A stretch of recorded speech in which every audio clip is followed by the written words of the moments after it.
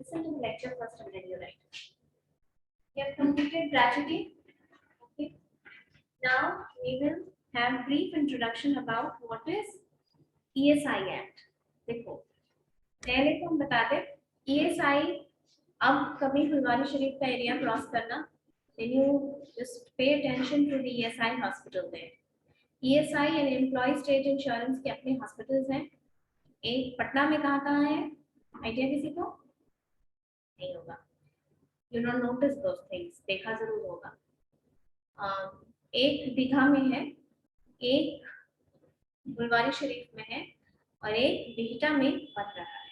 बिहटा में जो बन रहा है that's a very big hospital of 14 floors वो बन रहा है. क्या होता है ESI? क्यों लाया गया ESI? When you look carefully at the year in which ESI was passed, you can see that ESI was passed in 1948.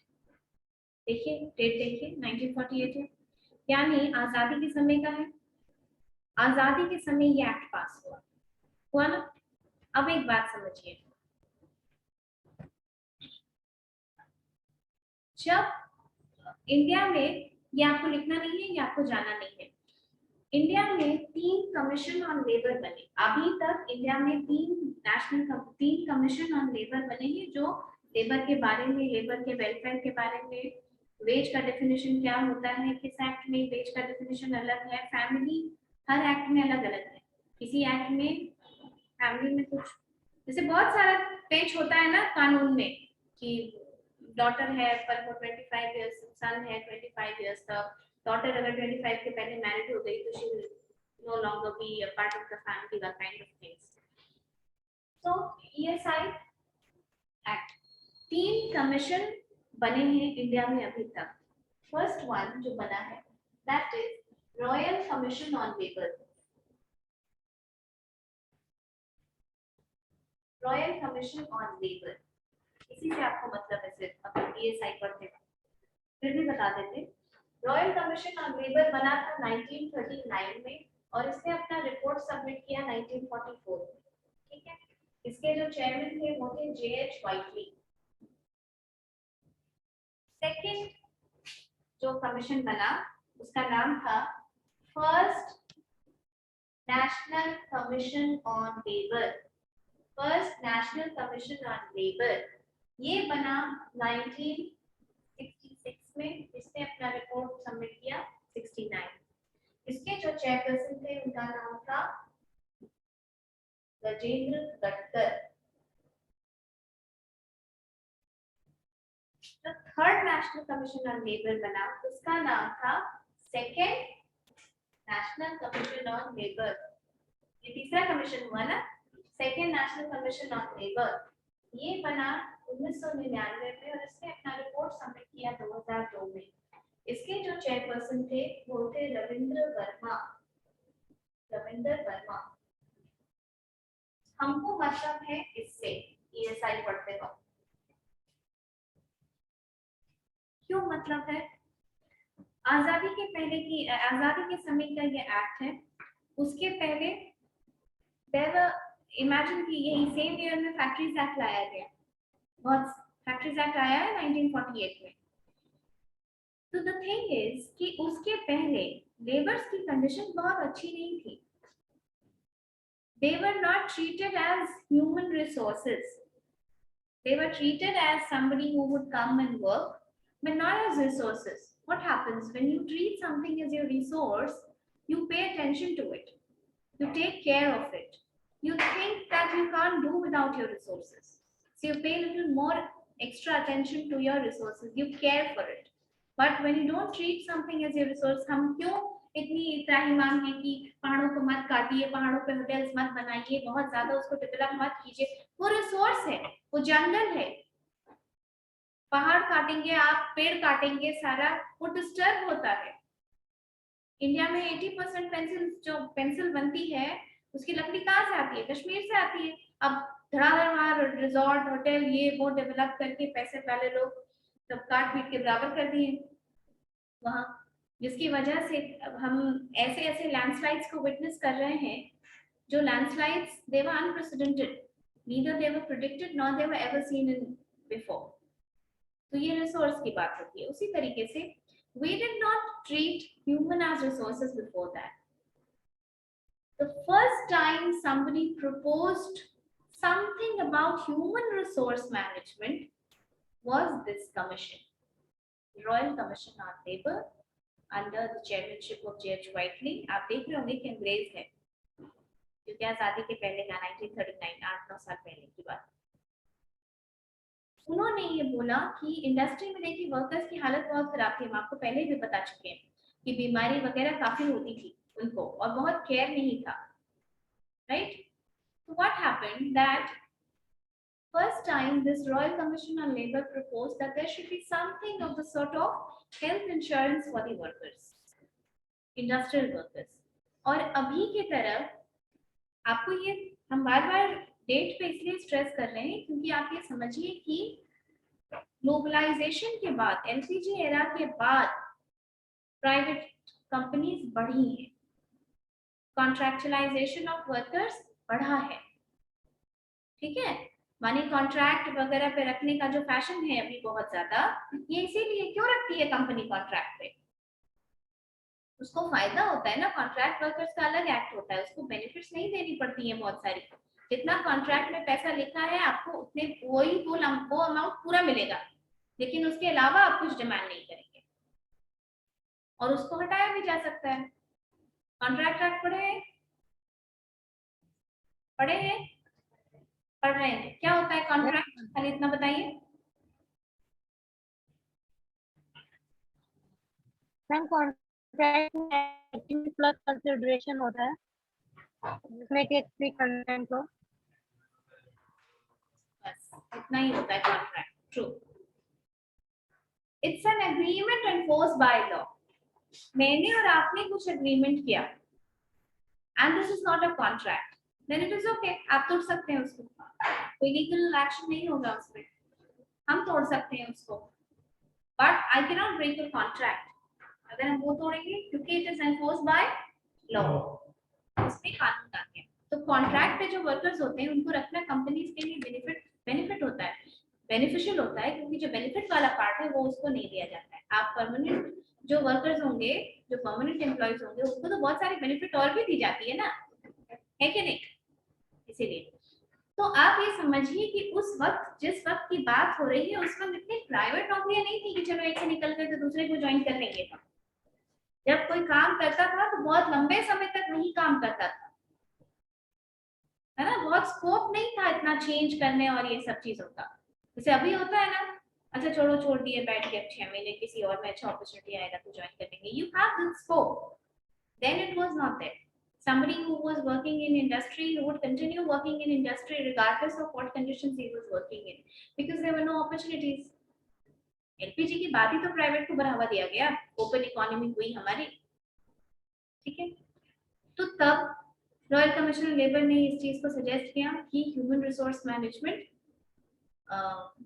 कुछ होना चाहिए वर्कर्स का, हेल्थ इंश्योरेंस दिया जाना चाहिए उनको, okay?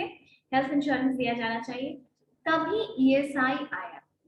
ESI was primarily an act which was brought in for the health insurance of the workers.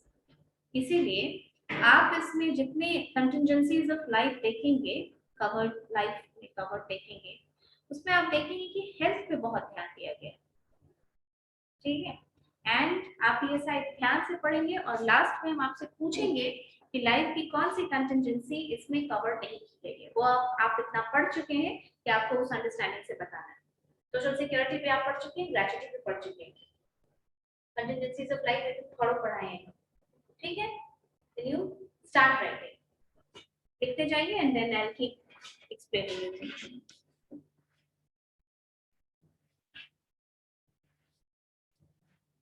Employee State Insurance Act 1948.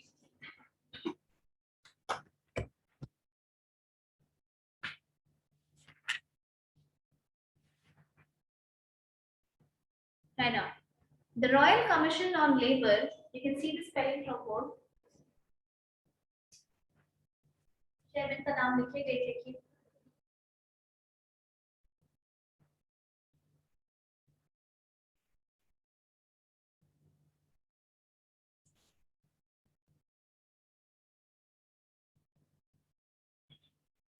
Chairman का name नहीं दिख रहा। Can't you see? बस इतना ही है, दिख तो रहा है, ठीक है। Royal Commission on Labour recommended health insurance for industrial workers.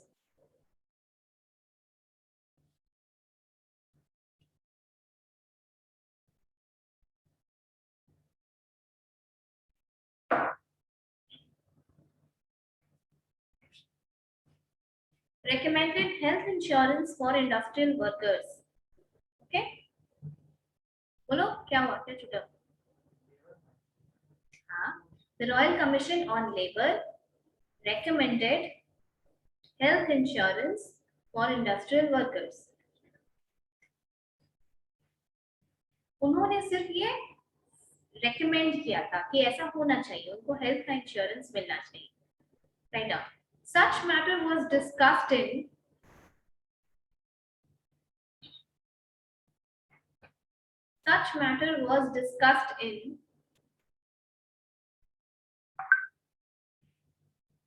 first, second and third Labour Minister Conference.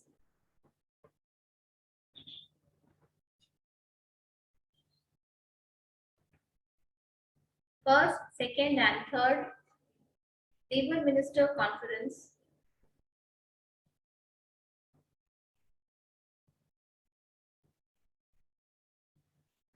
In 1943,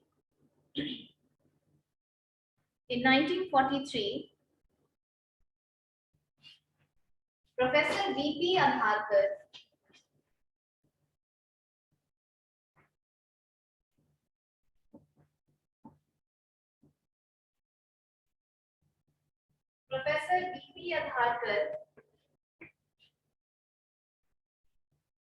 was appointed as an officer on special duty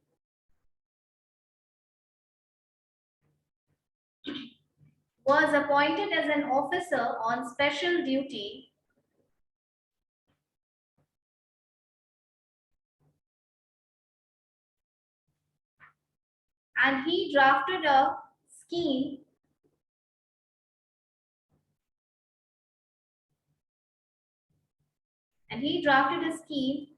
to the government in 1944.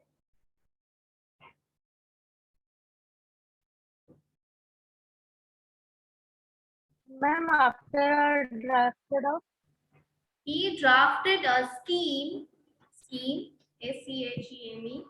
He drafted a scheme in 1940. And he drafted a scheme and submitted to the government in 1944.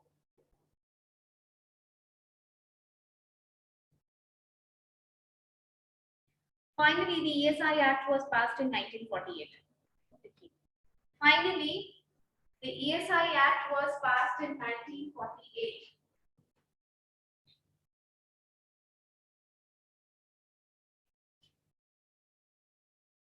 Finally, the ESI Act was passed in 1948.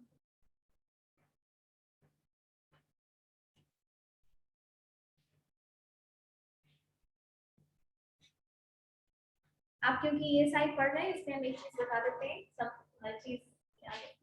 ESIC government की एक organisation है, employ state insurance, ठीक है, corporation, ठीक है।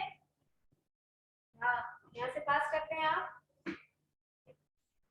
Income tax, नियोजन भवन देखें, एम्प्लॉयमेंट भवन, वहाँ देखिएगा नीचे बोर्ड में लिखा हुआ है ESIC का ऑफिस है वहाँ पे।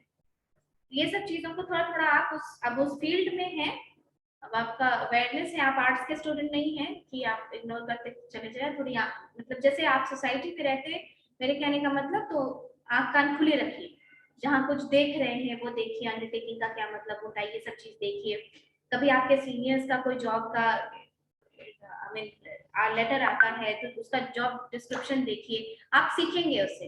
एड ऑन में हम काफी कुछ पढ़ाए हैं, ऑफ कोर्स सबने ये क्लास एक तरीके से नहीं किया, बट जिसने भी किया आप धीरे धीरे, nobody can improve you until you want yourself to be, है ना। मोटिवेशन हमेशा इंट्रिंसिक होता है, मोटिवेशन की थ्योरीज भी आप पे तभी वर्क करेगी जब आप वर्क करना अलाउ करेंगे उसको, है ना। तो आंख ना खुली रखिए, अब टाइम जाने में समय नहीं लगता है। You are now legitimate students of second semester, तो ये कोर्स बहुत अच्छा है और बहुत पढ़ना है बीकॉम में। बीकॉम का सिलेबस काफी अच्छा है। बीबीएम वालों को जो फाइनल ईयर में पढ़ना है वो आपको पहले पढ़ना है और ज्यादा पढ़ना है, ठीक है। So if somebody comes from a BCom background and then he does his MBA, he has more knowledge। तो आप अपना कोर्स सीरियसली लीजिए, पढ़ाई सीरियसली लीजिए, उसके अलावा फिर किताब, ये सारी चीजें तो प्रैक्टिकल है, सब कुछ जो आप पढ़ते हैं सब प्रैक्टिकल है ना। तो उस पर इंटरेस्ट लीजिए, सोसाइटी में इंटरेस्ट लीजिए, तो ऐसे पढ़ाई और अच्छी होगी आपकी। Okay, so this is ESIC office. You will notice this when you pass that employment office, नियोजन भवन आप पास करेंगे तो आप देखेंगे पीएफओ का ऑफिस कहाँ है, ESIC का ऑफिस कहाँ है, मौर्य लोक में बहुत चीजों का ऑफिस है, आप वो देखेंगे, आप वो समझने की कोशिश करेंगे कि नवरत्न कंपनी क्या होती है, महारत्न कंपनी क्या होती है, BHEL का ऑफिस है तो वो एक महारत्न कंपनी है, तो ये सब क्या होता है आप देखेंगे। जहां कुछ लगेगा कि अच्छा थोड़ा जानना चाहिए इस चीज को, इंस्टेड ऑफ गूगल करने में 2 सेकंड लगता है सिर्फ, लेकिन उस चीज को करने का अर्ज होना चाहिए, लर्न करने की टेंडेंसी होनी चाहिए। A person will never learn enough in his life. You can keep learning things all life. Teachers, lawyers, doctors, ये कभी पढ़ना बंद करेंगे? Teachers पढ़ना बंद कर, nobody can become a good teacher unless he or she is a good learner, है ना। ये ESIC का ऑफिस है, यही मेंटेन करता है ESI को। नेक्स्ट यू राइट डाउन, ये जो कॉर्पोरेशन है ये किसके अंदर आता है, ये लेबर मिनिस्ट्री के अंदर आता है, ठीक है, लेबर एंड एम्प्लॉयमेंट में अंदर आता है। अब लिखिए ये introduction.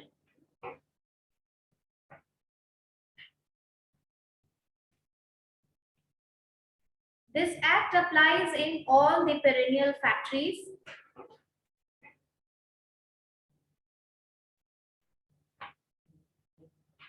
This act applies in all the perennial factories. Perennial factories, perennial का मतलब बताइए, लास्ट क्लास में बता चुके हैं।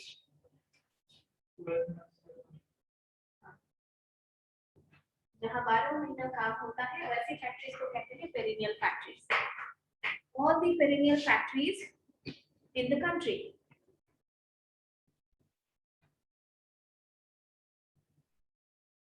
It also applies in all those industrial organizations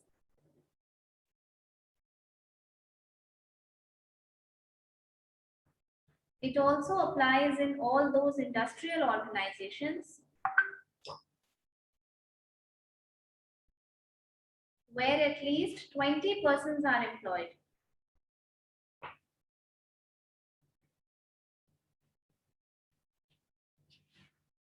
Where at least 20 persons are employed.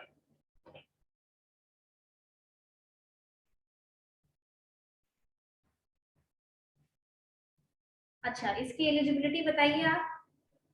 Class में पढ़ाते वक्त कई बार हम ये बात बताएंगे, कितने तक का वेज वाले लोग कवर्ड होते हैं इसमें?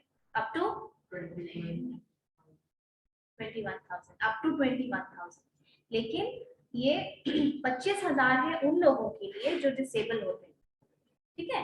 माने कि जो डिसेबल लोग हैं उनकी सैलरी अगर 25 तक भी है तो गवर्नमेंट अलाउ करती है कि उनको ESI में कवर किया जाए, उनको ESI में कवर किया जाए। देखो गवर्नमेंट ने ऐसा इसलिए किया ताकि डिसेबल्ड लोगों को एम्प्लॉयमेंट मिले।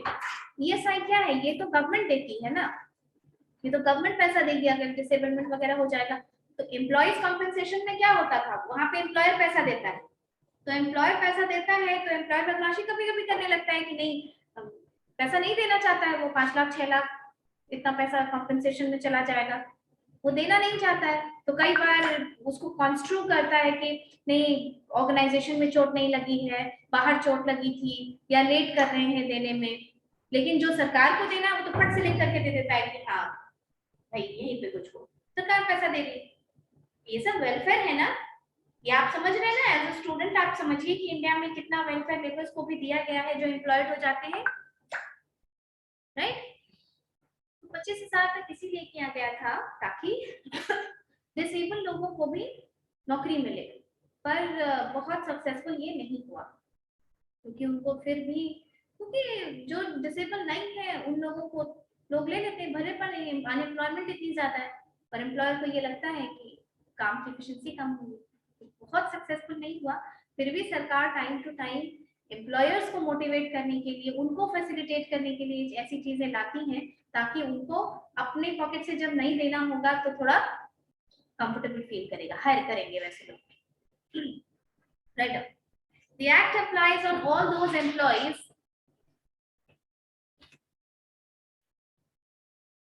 The act applies on all those employees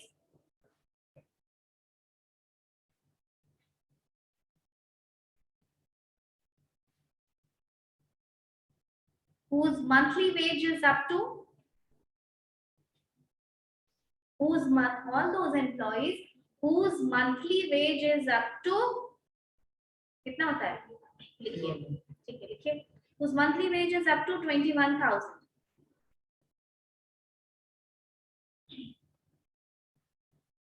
25,000 ध्यान रखिएगा कि डिसेबल वालों को दिया जाता है। अच्छा, अब ग्रेच्युटी में आपने पढ़ा कि that was non contributory, right. Completely कौन देता है पैसा, कंप्लीटली एम्प्लॉयर देता है। पीएफ में आपका कंट्रीब्यूशन होता है, ठीक है, ईएसआई में भी होता है।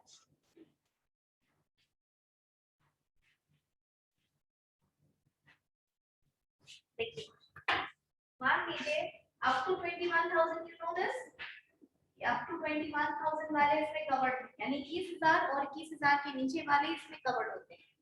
नेक्स्ट, अगर किसी का एक्स वेज है 21,000 तक, 21 से नीचे एक्स वेज है, 10,000 है, 11 है, जो भी रैंडम कुछ मान लो, इसका 0.75% देता है वर्कर,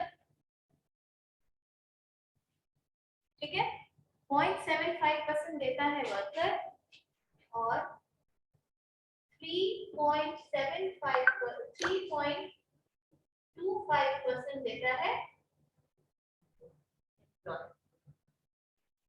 टोटल कंट्रीब्यूशन कितना हुआ, 4%, यानी 4% का कंट्रीब्यूशन होता है, जिसमें से कि 0.75% देता है वर्कर और 3.25 देता है एम्प्लॉय। अब एक बात बताइए कि 0.75 देता है ये देता है, इसमें एक और चीज ऐड की गई थी कि सरकार ने बोला कि ठीक है 0.75% the worker will contribute from his salary, insured होना चाहिए, लेकिन फिर भी जिसकी सैलरी 137 रुपए पर डे की है ना, 137 रुपए पर डे जो कमाता है, हालांकि अब इतनी कम सैलरी किसी की नहीं होती, न्यूनतम मजदूरी के एक्ट बहुत पुराना है, और एक्ट वगैरह में अमेंडमेंट इतना तेजी से होता नहीं है जितना होना चाहिए, ठीक है, तो कुछ फ्लॉज भी रह जाते हैं एक्ट में, वो भी हम लोग देखेंगे बाद में। 137 किसी का वेज होगा, इसका पूरा का पूरा 4% कौन देगा, एम्प्लॉयर देगा। माने अगर 137 तक अगर पर डे का वेज है इसका, तो इसको ये 0.75 भी देने की जरूरत नहीं, वो उसका ये पैसा भी एम्प्लॉयर को ही देना, ठीक है, समझ में आई बात। देखिए contribution, the employer shall pay 3.25% of the wage of individual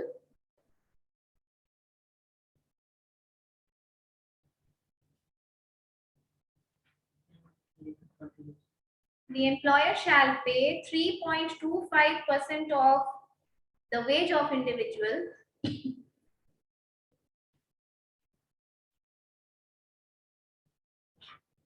individual employees का, तो इंडिविजुअल एम्प्लॉइज मैंने सबकी सैलरी अलग अलग होती है ना, तो उसका 3.25% देता है। सिमिलरली पहला लाइन लिखा, द एम्प्लॉयर शैल पे 3.25% of the ways of individual. Similarly the employees shall pay 0.75% of his wage.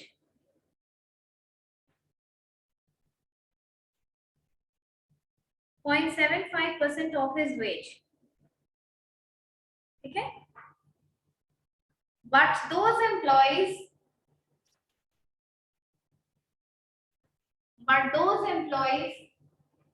whose per day salary is rupees 137, those employees whose per day salary is rupees 137 are exempted from contribution. Are exempted from contribution. Those employees whose per day salary is per day wages 137 are exempted from contribution. ठीक है? This is a very big act. ठीक है?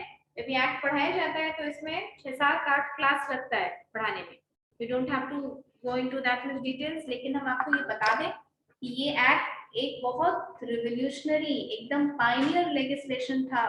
ना सिर्फ India में जब ये लागू किया गया, ना सिर्फ इंडिया में बल्कि पूरे साउथ ईस्ट एशिया में. उस वक्त तो वर्कर्स की हालत मोर और लेस सेम ही थी ना बाकी कंट्रीज में. अब हम इतना लेबर लॉ की बात करते हैं, अत्याचार की बात करते हैं, तभी ये सब नहीं था इतना ज्यादा. बहुत मेहनत लगी उनको वहां से ऊपर लाने में. ठीक है? तो ना सिर्फ इंडिया में बल्कि पूरे साउथ ईस्ट एशिया में ये बहुत पायनियर, बहुत ही रेवोल्यूशनरी लेजिस्लेशन माना जाता था. और आज भी आप जब डिटेल्स में इस एक्ट को पढ़ेंगे तो आपको लगेगा कि एम्प्लॉयड वर्कर्स को कितनी फैसिलिटी है, सरकार ने कितनी सारी फैसिलिटीज दे रखी है उनका, उनके परिवार का. रिटायरमेंट ईएसआई में जो लोग कवर्ड है वो रिटायरमेंट के बाद भी मालूम उनको कितना पैसा देना होता है? 10 रुपए पर महीना. साल भर का कितना हुआ? 120 रुपए. अब 120 रुपए में सोचो कि फैमिली में इंश्योर्ड है. Imagine, is 120 any amount of money? Insured.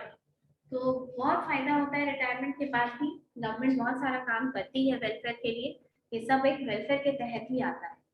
हाँ, कुछ थोड़ा ठीक है. चलो पहले ये बना लो फिर हम बताते हैं. Right. Nature of benefits under the act.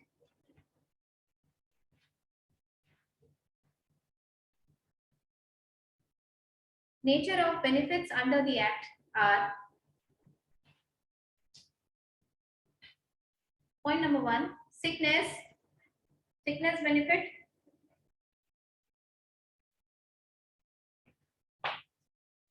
2, maternity benefit.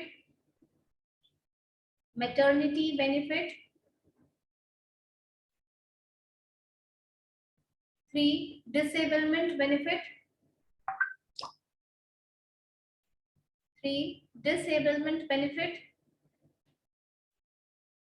4, dependent benefit.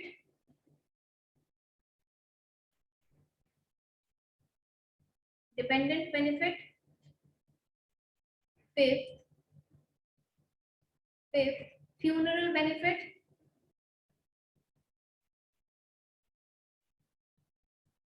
6th, medical facility.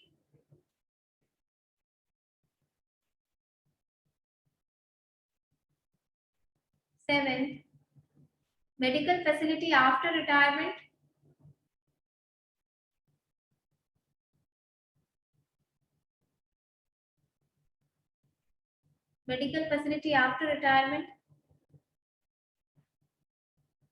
8th, rehabilitation facility.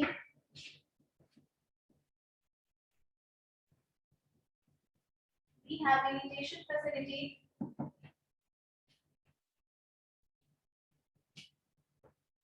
and last, unemployment allowance.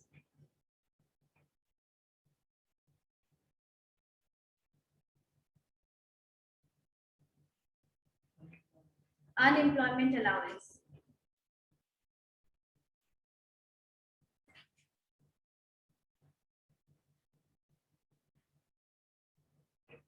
Okay, आपने अपने कॉपी में लिखा. अब जहां पे देखिए इसमें से जो डिपेंडेंट बेनिफिट है ना, डिपेंडेंट बेनिफिट और जो फ्यूनरल बेनिफिट है। डिपेंडेंट बेनिफिट मतलब डेथ की, जब डेथ का केस हो जाता है, in case the employ has died, then the benefits will be given to his dependents. तो उसको ब्रैकेट में डेथ लिख लीजिए कि डेथ की कंडीशन में मिलता है वो डेथ, और नीचे फ्यूनरल बेनिफिट में भी डेथ लिख लीजिए। तो मैम कहाँ पर डेथ लिखे? डिपेंडेंट में, डिपेंडेंट बेनिफिट में डेथ लिख लीजिए ब्रैकेट में, और फ्यूनरल बेनिफिट में भी डेथ लिख लीजिए।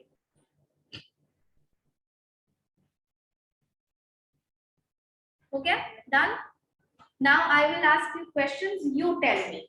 इतना पढ़ चुके हैं आप लोग कि आपको ये चीज समझ में आएगी। अपनी कॉपी पे नजर रखिए और बताइए सिकनेस बेनिफिट इसमें से कौन कौन सा पॉइंट कवर करता है। जो 9 पॉइंट्स आप लिखे हैं उसमें से सिकनेस किस में आएगा?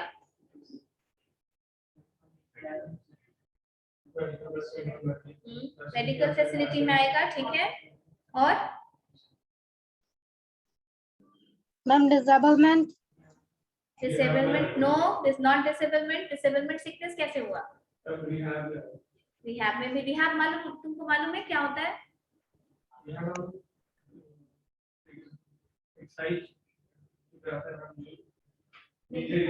रिहैब में जैसे कि मान लो किसी का हाथ कट गया, पैर कट गया, ऐसा कुछ होता है, तो एएसआई हॉस्पिटल्स में अगर वो 45 इयर्स के ऊपर है और 40% से ज्यादा उसका डैमेज है तो उसको आर्टिफिशियल लिम्ब वगैरह प्रोवाइड किया जाता है। This is called rehabilitation facility, ठीक है।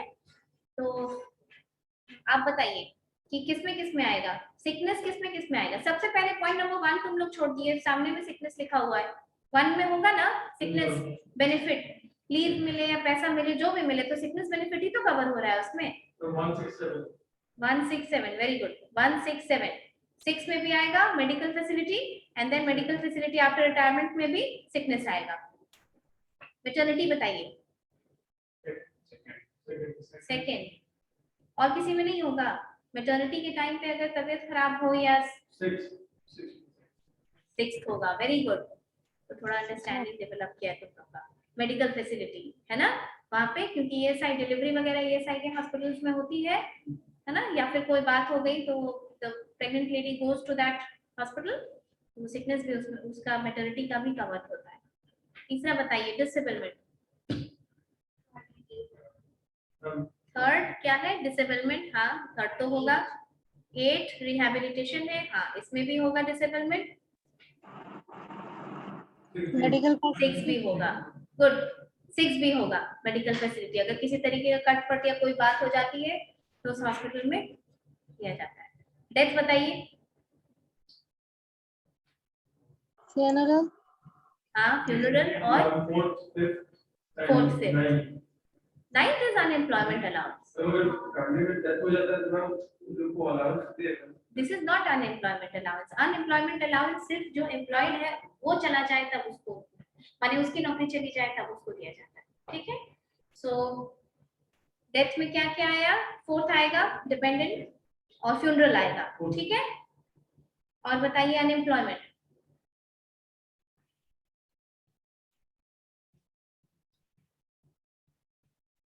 अनएम्प्लॉयमेंट किसमें कवर्ड होगा? अनएम्प्लॉयमेंट अलाउंस में, है ना, 9th में होगा। कोई ऐसा सोशल सिक्योरिटी कंटिजेंसी है जो ईएसआई ने कवर नहीं किया? ध्यान दीजिए, है। Very good, old age, very good. ये ऐसे क्वेश्चंस इंटरव्यू में पूछे जाते हैं जब आपका सोशल सिक्योरिटी वगैरह से अगर आप पेपर लेंगे तो, क्योंकि बहुत सारे एक्ट पढ़ना होता है ना, कम से कम 50 एक्ट रहता है तो उसको डिटेल्स में पढ़ते। तो ये ध्यान रखिएगा कि ईएसआई ओल्ड एज को कवर नहीं करता है, ठीक है। अब देखिए ये अब इसमें बहुत सारा डिटेल्स है जो आपको नहीं देखना है। ओल्ड एज तो मेडिकल फैसिलिटी आफ्टर रिटायरमेंट भी तो हो गया। बट नहीं, वो that is not old age. Old age का जैसे कि पीएफ ओल्ड एज कवर करता है, उसमें पैसा दिया जाता है, ओल्ड एज के लिए दिया जाता है ना, उस तरीके के फैसिलिटी को हम कहते हैं कि ओल्ड एज बेनिफिट है, या ग्रेचुइटी में जो पैसा दिया जाता है, ठीक है, नॉट लाइक दिस। अब देखिए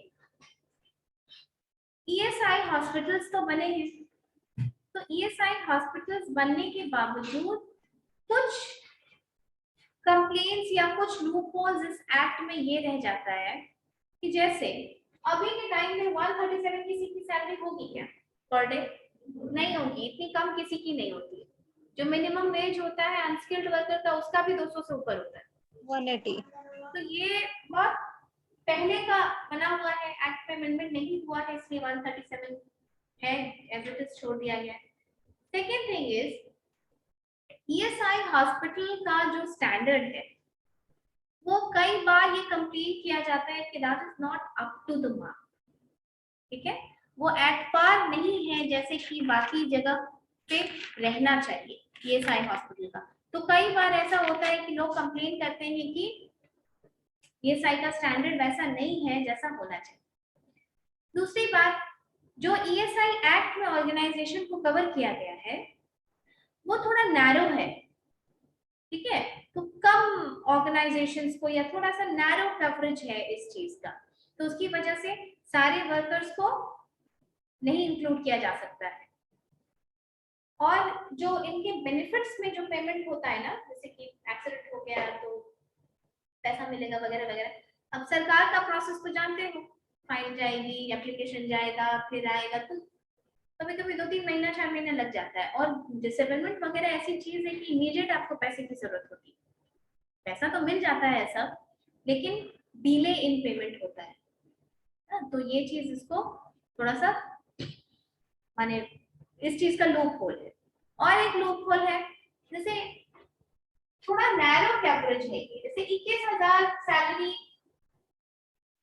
काफी कम नहीं लगती है तुमको क्या? वैसा ना नहीं है कि 22,000 जिसका होगा वो बड़ा रईस हो जाएगा, थोड़ा इसको सरकार को बढ़ाना चाहिए ताकि ज्यादा लोग इसकी कवरेज में आ सके।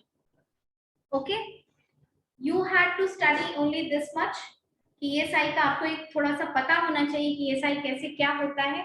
इसके अलावा इस एक्ट में बहुत कुछ है, जैसे जब आप सिकनेस पढ़ेंगे तो सिकनेस में ऐसा होता है कि आप लीव पे हैं या एक्सटेंडेड लीव पे हैं, बीमार है, तो 90% ऑफ वेज मिलता है, फुल पेमेंट नहीं पर 90% ऑफ वेज आपको दिया जाता है। रिहैबिलिटेशन जब कराया जाता है, हाथ पैर कट गया तो 40 साल से ऊपर होंगे आप, 45 ईयर से ऊपर होंगे आप, 40% से ज्यादा आपकी इंजरी होगी तब उसको दिया जाता है। मेटर्निटी में देखो कुछ कुछ चीजें हैं, जैसे मेटर्निटी एक्ट है ना 1961, इसमें भी मेटर्निटी कवर्ड है ना, दोनों मेटर्निटी ही कवर करता है, लेकिन दोनों में थोड़ा सा डिफरेंस है। जैसे कि उसमें होना चाहिए कि 80 डेज का सर्विस वुमेन कर चुकी होनी चाहिए मैटरनिटी लीव लेने के पहले, और इसमें होता है कि 70 दिन। उसमें कोई सरोगेट मदर का कोई प्रोविजन नहीं डाला गया, इसमें सरोगेट मदर के लिए भी स्कोप है, इस ठीक है, सरोगेट मदर के लिए भी स्कोप है। अडॉप्शन का उसमें भी है, अडॉप्शन का इसमें भी है कि अगर आप 3 महीने तक के बच्चे को अडॉप्ट किए हैं तो आपको छुट्टी मिलनी चाहिए क्योंकि बच्चा बहुत छोटा है होता है। तो there are many things in the act जो बहुत डिटेल में है, तो you had to study this much कि ईएसआई क्या होता है, थोड़ा सा आपको ये पता होना चाहिए कितने तक कवर होते हैं, इंडस्ट्रियल वर्कर्स के लिए होता है, it's kind of health insurance. आप देख सकते हैं कि सब कुछ यहाँ पे हेल्थ से रिलेटेड है, इसमें ज्यादा हेल्थ कवर किया गया है ना, तो इस एक्ट का वेरी पर्पस ही यही था कि आपको एक तरीके से हेल्थ इंश्योरेंस दिया जाए। ठीक है, ओके।